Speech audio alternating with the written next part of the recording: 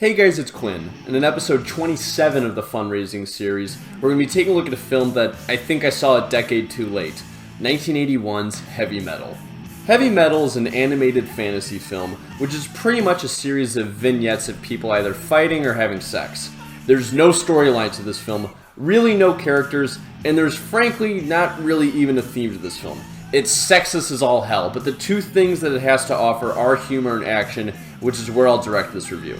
On a comedy front, there is definitely some appeal here. All of the humor is pretty much what you would find coming from either a really intelligent teenager or a really childish 30-year-old guy.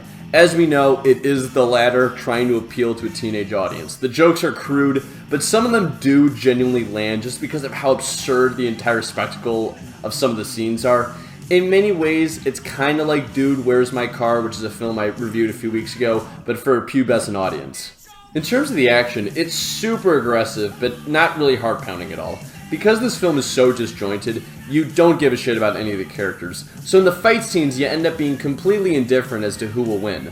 This is especially true in the final fight of the film, where literally the universe is supposed to be at stake, but honestly, I didn't even realize this until the credits started rolling. Because this film tries to jam in as many action sequences in as many different settings as possible, you end up ironically not caring about any of them. Overall, this is how I would describe this film.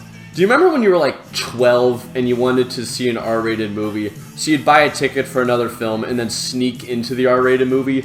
That's the target audience for this film. Comedy based on sex, mindless action, no themes whatsoever. I actually went on IMDb to see what other people thought to make sure I didn't miss something here, and lo and behold, every positive review that I read stated that they first saw this film when they were like 13 years old. I will give a quick shout out though. The music is really good, and this film does inspire one of the dumbest episodes of South Park I think I've ever seen. I think if I had been requested to review this film when I first started this channel back in I think it was 2013 or something, I think I would have a very different opinion about this movie. But I'm boring now, and based on the demographics of my subscribers, it's pretty clear to me that this film is pointless for everyone who will watch this review, which is why I can safely give this film a rating of don't watch this movie. This video is sponsored by a resident of San Diego, California. This channel is committed to giving every American an equal opportunity in this country, which is why all proceeds will be donated to the NAACP Legal Defense Fund.